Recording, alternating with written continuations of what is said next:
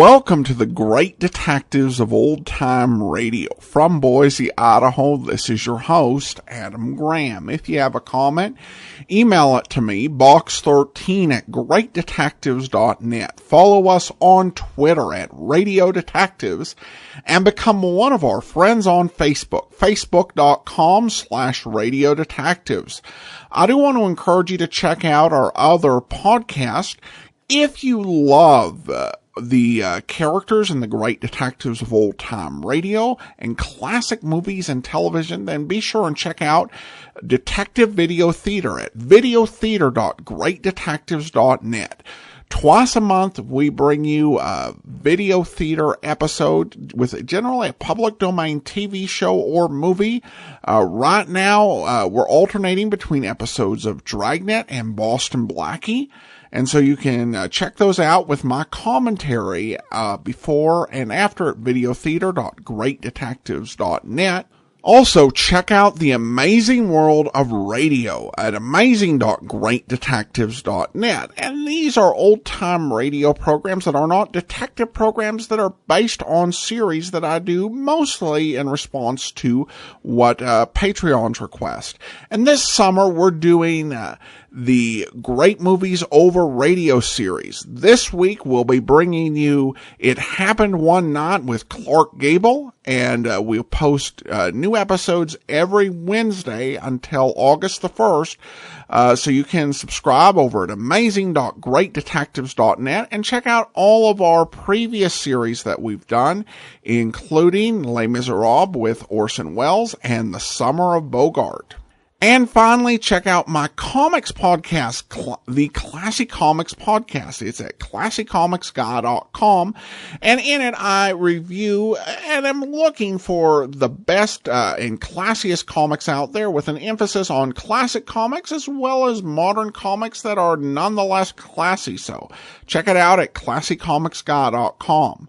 All right, well, now it's time for today's episodes of Nick Carter. And we have Episode 3 and Episode 5 of Kidnapped for Sale. The original air date is April 19th and April 21st of 1944.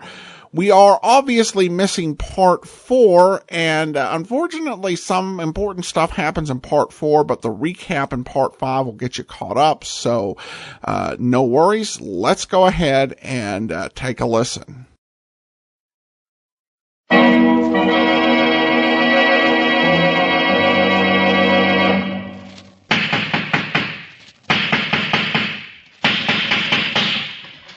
What is it? It's a case for Nick Carter, Master Detective. Yes, it's a case for that most famous of all manhunters, the detective whose ability at solving crime is unequaled in the history of detective fiction.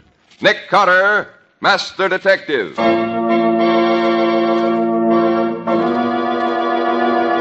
Continuing the case entitled Kidnapped for Sale, or Nick Carter and the Mystery of the Missing Babies.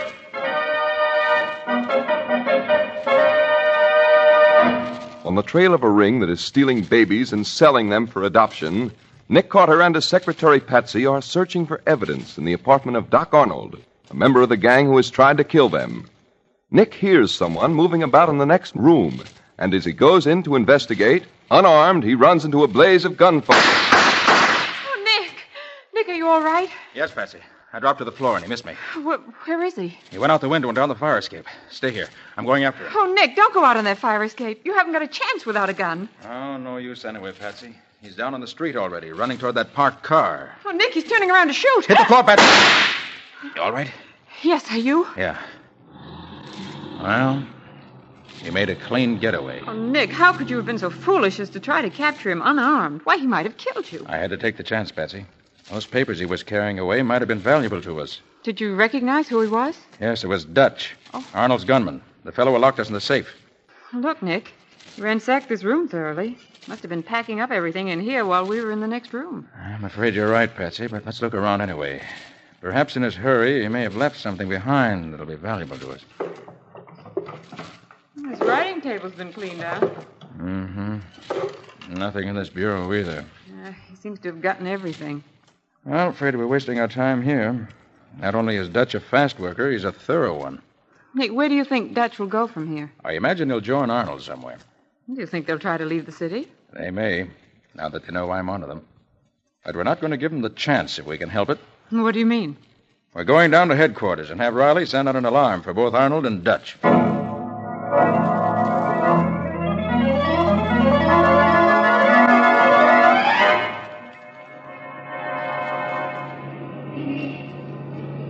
Gosh, Nick, this baby stealing racket's a dirty business. It's worse than that, Betsy.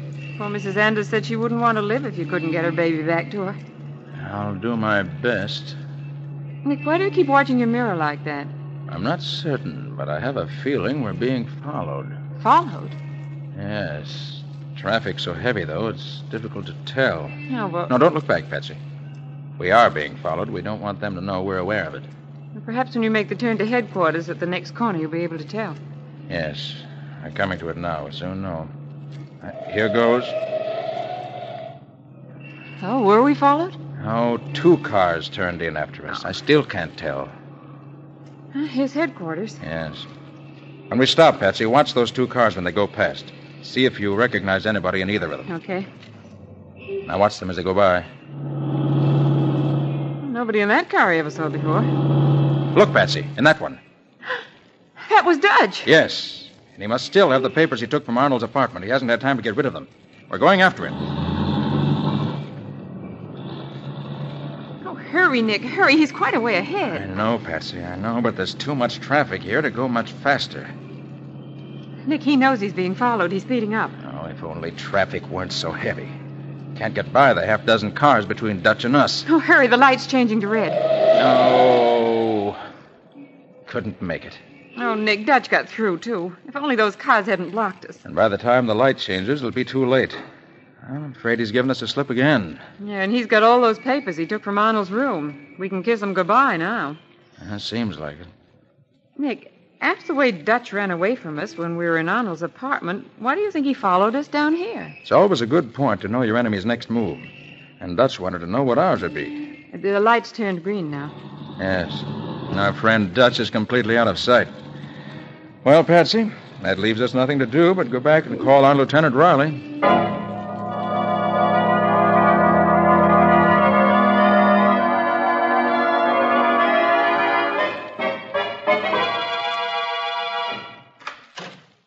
Oh, Riley. Good evening, Well, Lieutenant. hello, Nick and Patsy. What brings you down here? Riley, what do you know about the baby selling racket that sprung up in town these past months? Oh, plenty, Nick. But we ain't been able to do anything about it. What do you mean by that? Nick, there's hardly a day goes by that some poor mother don't come to headquarters and tell me how she was persuaded to part with her baby. Oh, how awful. Usually she let the baby go because she couldn't afford to support it. But after the baby's been gone a few days, she realizes just how much it means to her. And then she comes down here and asks us to help her get it back again. I see. Then what do you do, Lieutenant? Well, sometimes she has the address of the men who took her baby. We bring them in. Ever get anything on him? Nothing. Nothing at all. These men always have a release signed by the mother giving them permission to take the baby. You mean that there's nothing you can do about it, Lieutenant? No, not as long as they have a release signed by the mother. These men you bring in for questioning, have you ever seen any of them before? Oh, sure, Nick. They all have records as swindlers and confidence men. They get into the baby selling racket because it's easy money. And you haven't been able to find out who's behind them? Oh, but I can tell you this, Nick. It's somebody big. The minute one of these guys is brought in, a lawyer shows up to take care of them. Seem to have built up quite an organization. Yeah, it's growing all the time. Isn't there any way you can break it up, Lieutenant? We can't touch them until we get some concrete evidence that they're operating outside the law. Well, Riley, I think I've got something on them this time. You have, Nick? What's happened? Earlier this evening, a woman by the name of Mrs. Anders came to my office. Seems a man named Arnold had induced her to leave her baby with some friends of his while she went away on a trip. When she came back, she found he wouldn't return the baby, denied ever having seen her before. Nick, we can't hold these men because legally they're always in the clear. Yes, but in Mrs. Anders' case, there was a slip-up. Arnold didn't get a release from Mrs. Anders. He didn't, Nick. No. Nick, that's great. We can really get him for that. We'll have to move fast, though, Riley. I suggest you send out a general alarm for him. Sure, Nick. Have you got his description? Well, you probably have his record and files. Huh? This isn't the first time I've run into him. In September 1934, I got the evidence on him on a blackmail charge, which sent him to prison for 5 years. Do you remember what name he was convicted under? Yes. That time, he was using the name of Edward Morelli. Fine. I'll have one of the boys see if we have anything on him in the files. Good. Just a minute, Nick. Yes, Lieutenant? See if you can find anything in the files on a confidence man by the name of Arnold. He did a blackmail rap in 34 under the name of Edward Morelli. Yes, sir. I'll look it up. If we've got anything, Nick, it shouldn't take more than a few minutes to find it. Then we can really get going on this thing.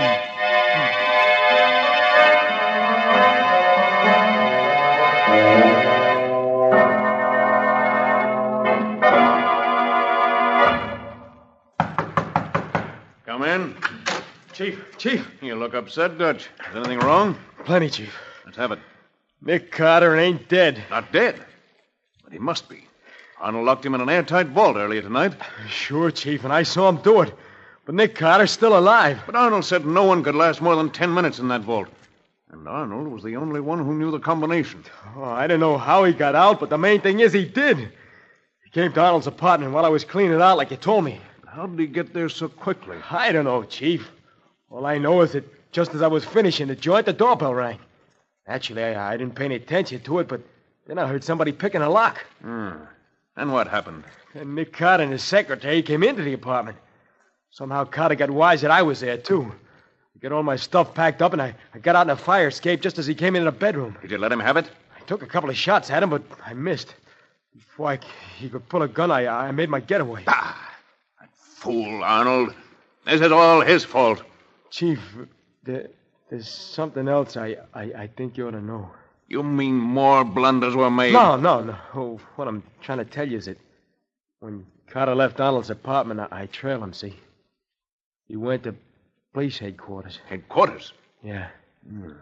That means Carter must know something. The police don't worry me. But with Carter on our trail, things aren't going to be so easy. What are we going to do, Chief? Call Arnold for me. Okay, he's right outside. Hey, Arnold. Chief wants to see you. All right, Dutch. Oh, hello, Chief. Come in, Arnold. Sit down. Well, Arnold, not only did you bungle in the matter of the Anders baby, but you failed when you tried to get rid of Nick Carter. Carter is still alive. What? Why, he can't be. No one could have gotten out of that vault. Carter did. Right at this moment, he's down at police headquarters. Well, even so, Chief, what can he You possibly... fool. If you hadn't blundered with the Anders woman in the first place, Carter wouldn't have a thing on us. What can we do now, Chief? We've got to find some way to make Carter drop his investigations. Do you want me to see him? Nah. Talking wouldn't do any good. It's got to be stopped. And I think I've got an idea. Yes. I'm going to give Carter a warning he'll never forget.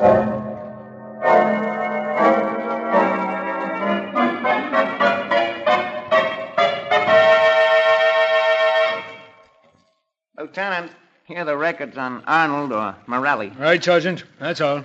Yes, sir. Well, Nick, here's Arnold's record. And here's his picture, too. Well, that's Arnold, all right. I can never forget his face, especially not after tonight. That's quite a record. And I'll have an alarm sent out for him right away. With any luck, we may be able to pick him up within 24 hours. Fine. And the minute you do, Riley, give me a call. Okay. If we can bring him in, we can get enough out of him to round up the rest of the gang.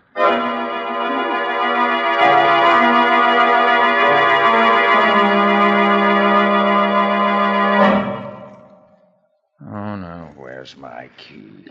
Fine detective can't even find the key to his own house. Quiet. Ah, here it is. Well, Patsy, it's been quite an evening. Quite a night. Being locked in a vault and then shot at later is too much for just an evening. Boy, I'll be glad when Riley gets Arnold behind bars. Perhaps then Mrs. Anders can get her baby back. I hope so, Patsy. Oh, by the way, Nick, you promised Mrs. Anders to let her know just as soon as we found out anything. But we don't know anything positive yet. Oh, I suppose you're right, but I keep thinking of poor Mrs. Anders sitting there alone waiting for word about the baby. All right, Patsy. I'll go into the office and phone her and tell her how we're getting along anyway. Yes, Nick, she must be awfully anxious to hear from you. Afraid I can't offer her much encouragement. Now, wait till I put on the lights. Nick, there's somebody sitting at your desk. So I see. Who is it? I don't know. I only see his back from here. Nick, why is he sitting in that funny position? He looks so awkward. It's very simple. He's dead. Dead? Obviously. Wonder if I know him. Nick, it's Arnold. Yes, it's Arnold. With a bullet hole between his eyes. And look, there's a note pinned to his coat. It says, if you don't drop your investigation, the same thing will happen to you.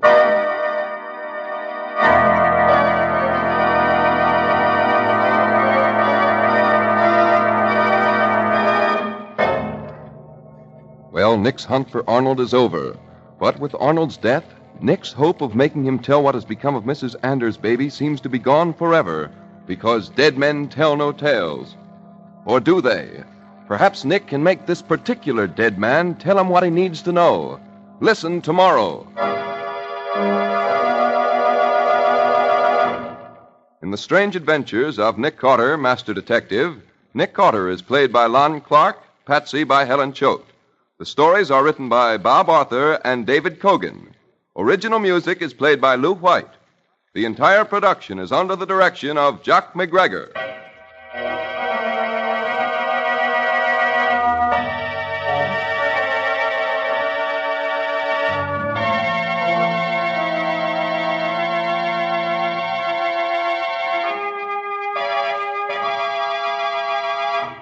Tomorrow night at the same time, listen to the further adventures of Nick Carter in the case entitled Kidnapped for Sale, or Nick Carter and the Mystery of the Missing Babies.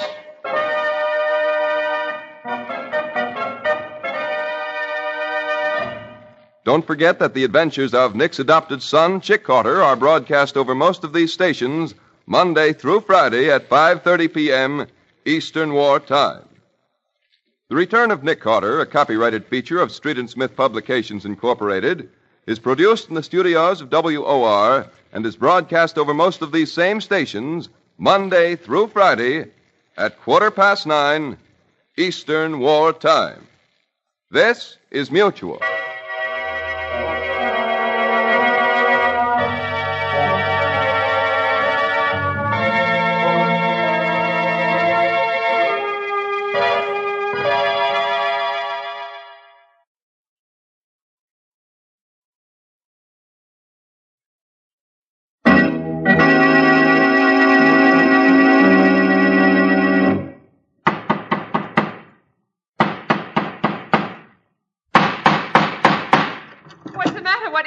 It's a case for Nick Carter, Master Detective. Yes, it's a case for that most famous of all manhunters, the detective whose ability at solving crime is unequaled in the history of detective fiction.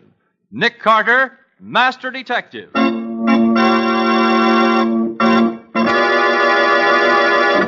Continuing the curious adventure called Kidnapped for Sale, or Nick Carter and the Mystery of the Missing Babies.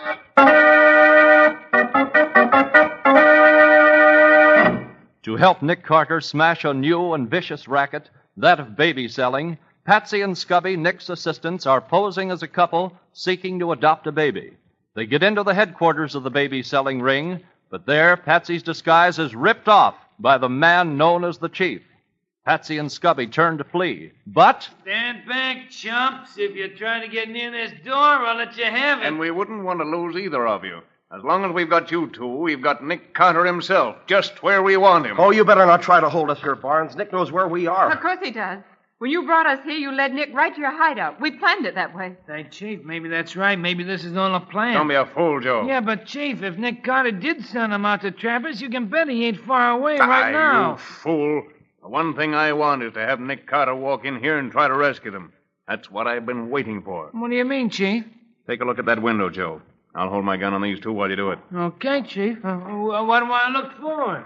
You see any sign of cops out there? No, not a one. Hey, what are you getting at, Chief? Just this. If Carter was tailing these two, he's working alone. He always works alone. Oh, yeah, I get you. You mean if he does come up here, he'll come alone with no cops backing him up? That's exactly what I mean. And that's what we want, because when he does come, we'll be ready for him. You can't fool Nick. He'll figure on that. Since when do you think a couple of cheap crooks like you can outthink Nick Carter? Keep your mouth shut, Wilson. Well, next time you'll get something permanent. Okay. All right, go ahead. Have your fun while you can. It's not going to last long. That's where you're wrong. Oh, Joe. Yeah, Chief? You're just about the same size as this fellow Wilson. Yeah, so what? If you were wearing that hick suit he's got on and had your hat pulled down over your face, you'd look enough like him to fool anybody for a few seconds. I don't get you. Take Wilson into the back room and change clothes with him.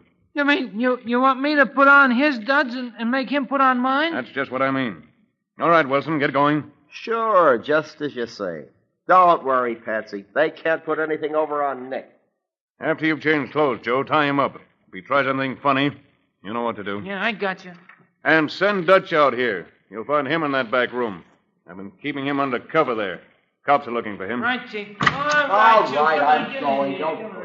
Now, Miss Patsy Bourne, maybe you'd like to do a little talking. I really can't think of anything I want to say to you. What does Carter know about Mrs. Anders' baby? I haven't the slightest idea, except that he knows where it is. You're lying. Well, if you don't believe me, why ask me? You wanted me, Chief? Oh, yes, Dutch. He's an old friend of yours. Ah. How'd she get here? Never mind questions. You had one chance to get rid of her and Carter, and you bungled it. Now you're going to have another chance. And the last one. It's okay by me. What do I do? I'll tell you in a moment. Joe, aren't you finished in there yet? Yeah, Chief. I just got finished. I got Wilson tied up like one of these Egyptian mummies. How do I look in his duds, huh? Just what I want. Now put Wilson's hat on. Okay, there. Yeah, pull it down over your face more. All right. Yes. That's better. All right, what now? You two stay by the window and watch the street. See if you can spot Nick Carter. Dutch knows what he looks like. Sure. I know him like he was my brother. And I don't like him. And now, Miss Bourne. Yes? Since you don't feel like talking, I'm going to let you join your pal in the next room, where you'll be out of the way. It'll be a pleasure. I enjoy his company much more than I do yours. I'll tie you up, and then the two of you can wait for Nick Carter to come and rescue you. But if I were you, I'd spend my time thinking up some suitable last words. You're going to need them soon.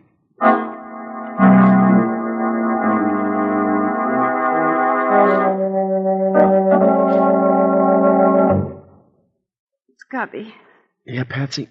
does this floor seem as hard to you as it does to me? Harder. I've been lying on it longer. My hands are tied so tight my fingers feel numb. I can't seem to budge the knots in this rope, not even using all the tricks Nick taught me. No, neither can I. I can't seem to get even a bit of slack. I guess we'll just have to wait. What do you suppose they're up to? Oh, Barnes has some trick in mind to trap Nick, obviously. Do you think Nick was really following us? Gosh, Patsy, I don't know. He didn't say he would. Oh, Scubby, if only I'd kept my own hair pushed up under that wig. Oh, wait. Yeah, I think one of these knots is starting to give, Patsy. Wait a minute. No. Oh. It's still tight. Gosh, I wish we knew what they're up to. I wish Nick knew. Uh-oh. Oh, what is it? I heard footsteps. Someone's just come into the outer office. Listen. All right, where are That's Nick's voice. Listen. they? They're in this room, Carter. I'll show them to you. Open the door, Dutch. Sure, Chief. If you found them, you'll regret it. There they are, and no damage done. Oh, Nick. You all right, Patsy? Yes, Nick, yes. Oh, Nick, I was never gladder to see anybody in my whole life. All right, Barnes, untie them. Untie them? Why, what do you mean, Carter? Gee, the Carter's sure acting goofy, ain't he? Yeah, it sounded just like he said to untie him. You heard me. Untie them. Said if I let you capture me, you'd let them go. Oh, Nick, you didn't make any bargain with these men, did you? Under the circumstances, Miss Bourne, your friend Carter had little choice. Oh, Nick. Sorry, Patsy. Afraid I was a dud as a rescuer. Well, really, Carter, you might give us credit for being just a little too clever for you, don't you think? Isn't everyone who can trick Nick Carter with a borrowed suit of clothes and some red ink on a handkerchief? Put it any way you like. But you said you were going to release them. So go ahead and do it. I didn't say so. Dutch said so. I'm afraid I can't let Dutch make up my mind for me. It was just a slip of my tongue, Carter. Yeah, Dutch didn't know what he was saying. He was excited. Oh, that's how it is, huh? Well, I'm excited, too. Yep. Dutch, grab him. I got him. Nick, the other one's got a gun. Hold the fire, you pull out into him. Chief, he's getting my gun out of my hand. I'll fix him. Nick, look out! Oh, Scubby, he broke that chair right over Nick's head. Yeah, knocked him out cold. Yes, he asked for it. Now, tie him up, Dutch. You bet I will, Chief. Come near busting my wrist. Hey, give me a hand, Joe. Yeah, sure, Dutch. You almost broke my jaw, too. I'll let him keep you company until this evening, Miss Bowen and Mr. Wilson. At that time, I have some very interesting plans for all three of you.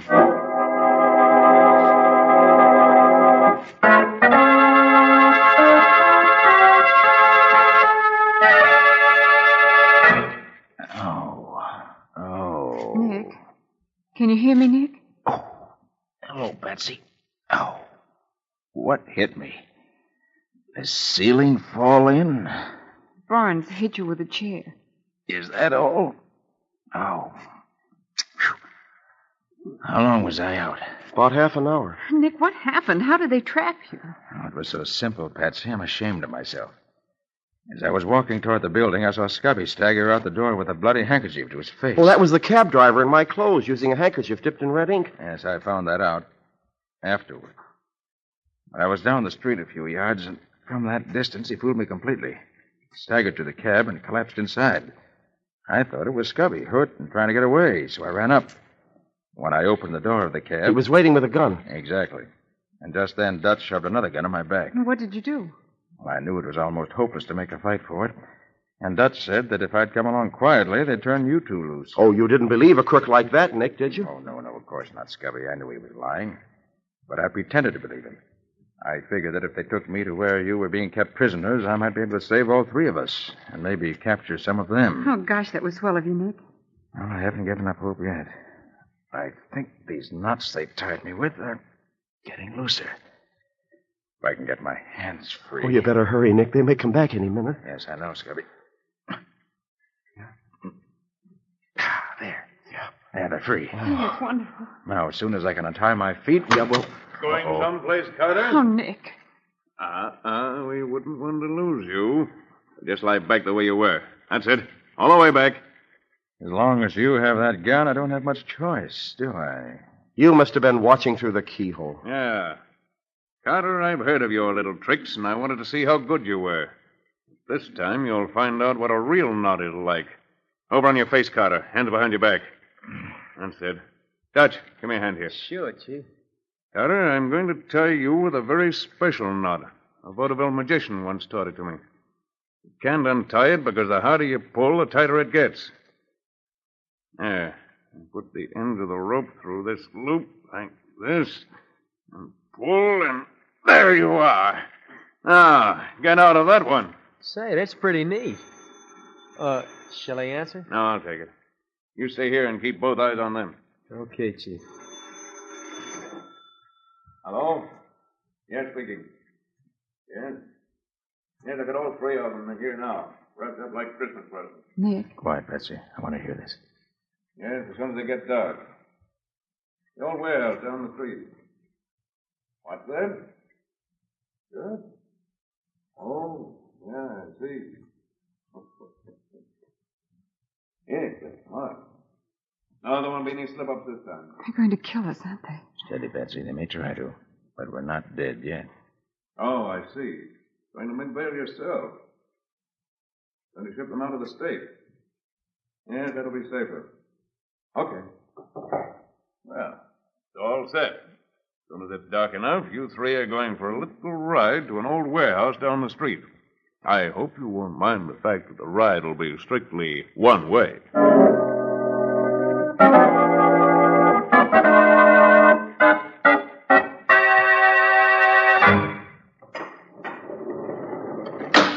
All right, you three. Go on in. Line them up against the far wall, Dutch. Right. Go on, you. Over against that wall. Nick, what should we do? Obey their orders. But move as slowly as you can. Right. Okay. Come on, move.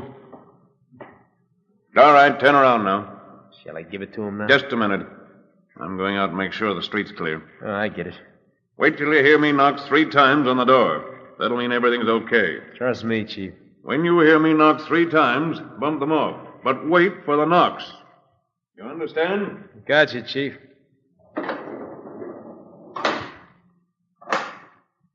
Well, folks, any last words? You can't get away with this, Dutch. No? Gosh, Carter, you get me all nervous. Maybe I better let you have it now before my hand begins to shake so bad I can't aim straight, huh? Nick, he's really going to shoot us. Nick, he's not fooling you. You're right. I'm not fooling. You kill me, Dutch, you'll have every cop in the country on your neck. Yeah. But if they can't find your body, Carter, they can't prove you've been killed, can they? And they ain't gonna find it. Because just as soon as you're dead, the chief and I are gonna light a candle and set it up in the middle of a pile of this old waste paper that's all around here, see? And when we're a long, long way from here, the candle's gonna set the paper on fire, and this old warehouse is gonna burn up like a box of matches. A 3-alarm fire. Oh, Nick. Why, you But dirty... you folks won't mind by that time, huh? Ah, there's the chief's signal. Well, Carter, I got a feeling this gun is gonna go off just as soon as I count 3. Like this. 1, 2...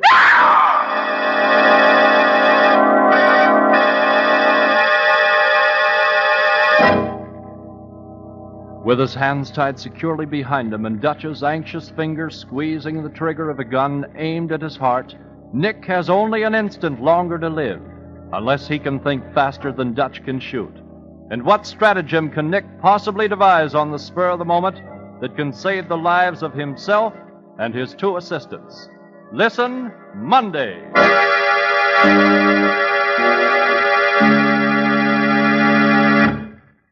In the Strange Adventures of Nick Carter. Nick Carter is played by Lon Clark, Patsy by Helen Choate. The stories are written by Bob Arthur and David Cogan. Original music is played by Lou White. The entire production is under the direction of Jock McGregor.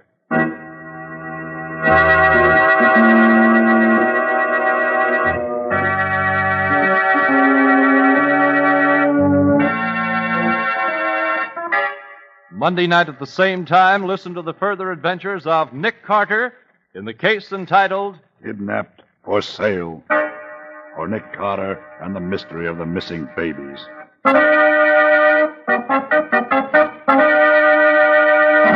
Don't forget that the adventures of Nick's adopted son, Chick Carter, broadcast over most of these stations Monday through Friday at 5:30 p.m. Eastern Wartime. This is Mutual. This is Andrea J. Graham, author of the Web Surfer series. Oh, and a Madam's Wife. You're listening to the Great Detectives of Old Time Radio.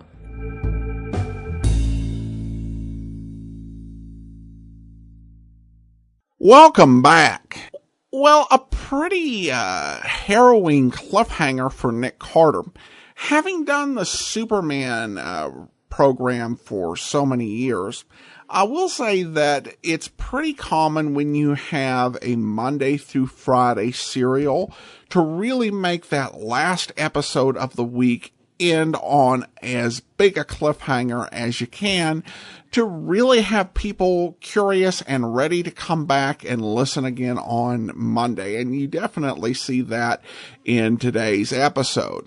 I also do like the fact that with an episode missing, we are missing part of the story. It does show that you're not getting a ton of padding with this serial, that there are things happening and movement, but again, we do get pretty well caught up with the recap at the start of the episode. I did think in part 3, everybody, continuing to say, I didn't know he could get out. I thought it was impossible. Just highlights, the absolute impossibility of Nick's escape. I mean, in the defense of a guy who had set the trap, it's like, how was he to know that Nick could speak through an airtight safe to a security guard on the other end? But at any rate, this is an interesting serial. It reminds me a lot of movie serials in structure, even more than the typical Superman radio series, because it's not going to be quite as long as many of those were. So we'll see how Nick gets out. Join us back here next Tuesday for part 6 and 7. In the meantime, if you do have a comment, send it to me, box13@greatdetectives.net. Follow us on Twitter at Radio Detectives and become one of our friends on Facebook, facebook.com/Radio Detectives.